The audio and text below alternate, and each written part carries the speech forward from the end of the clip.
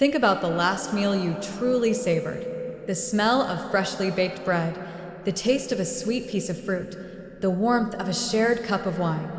Food is so much more than just fuel for our bodies, isn't it?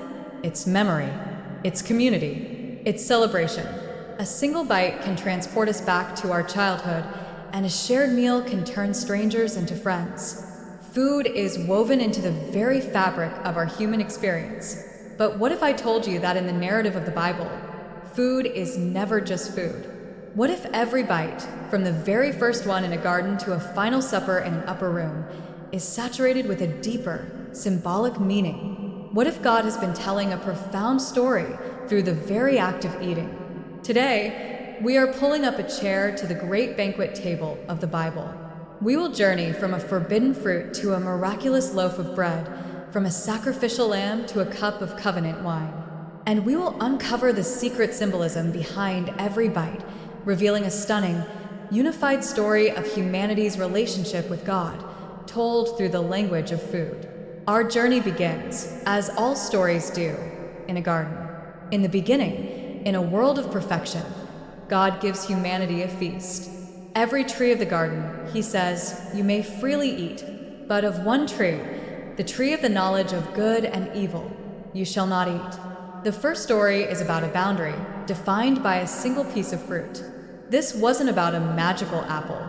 The fruit itself was not evil. The issue was not the food, it was the choice. It was a test of trust.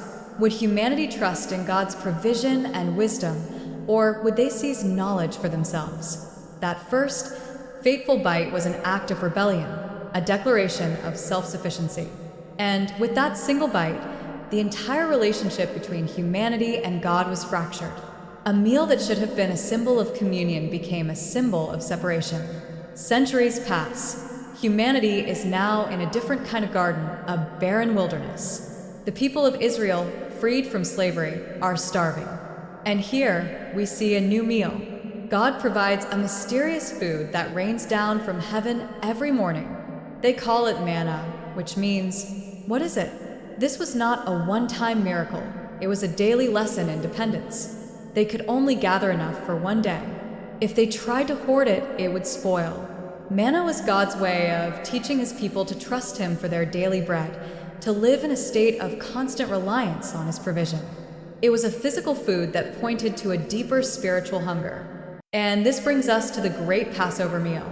On the night of their liberation from Egypt, the Israelites are commanded to eat a specific, symbolic meal, a perfect, unblemished lamb, unleavened bread eaten in haste, and bitter herbs to remember their suffering. This meal was a memorial, an annual reminder of how the blood of an innocent substitute saved them from death and delivered them from bondage. Every single bite was soaked in the story of redemption. For 1,500 years, this meal stood as the central act of remembrance for God's people. A physical meal telling a spiritual story. Food in the Bible is so often tied to community and memory. What is a food that holds a special memory or meaning for you and your family? Share that story in the comments below. And then Jesus arrives on the scene, and he takes these ancient, powerful symbols and makes them personal. To the crowds who were fed with miraculous bread and fish, he makes a stunning declaration: I am the bread of life. Whoever comes to me will never go hungry. He is saying that the manna in the wilderness, the physical bread that sustained their ancestors, was just a shadow. He is the true substance, the only one who can satisfy the deepest hunger of the human soul. He then stands before the religious leaders and is introduced by John the Baptist with the explosive title, Behold, the Lamb of God, who takes away the sin of the world. He is identifying himself as the final, perfect fulfillment of all those Passover lambs sacrificed for centuries. He is the ultimate, innocent substitute whose blood will provide the ultimate deliverance from the ultimate bondage, the slavery of sin and death. And it all culminates in a final, sacred meal. On the night before his crucifixion, Jesus gathers his disciples in an upper room to celebrate the Passover. But he does something radical. He reframes the entire ancient ritual around himself. He takes the unleavened bread, the symbol of their hasty escape, and he breaks it. "This is my body," he says, "which is given for you." Then he takes the cup of wine, the symbol of the covenant, and he says, "This cup is the new covenant in my blood, which is poured out for you." In that moment, a new meal is instituted. A meal that is not just about remembering a past event, but about participating in a present reality. The bread and the wine become the symbols of a new, better covenant, sealed by the broken body and shed blood of the Lamb of God. From the first bite of a forbidden fruit that brought separation to the final bite of broken bread that brings communion, the Bible is telling a story through food. It is a story that shows us that our deepest hunger is not for food, but for God.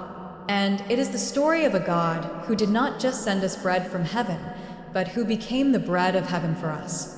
He is the host of the great redemptive banquet, and he invites every one of us to his table to eat, to be satisfied, and to find our true life in him. If this exploration into the symbolism of food in the Bible has given you a new perspective, please give this video a like and subscribe to our channel. Join us as we continue to uncover the profound and unified story of God's love for the world.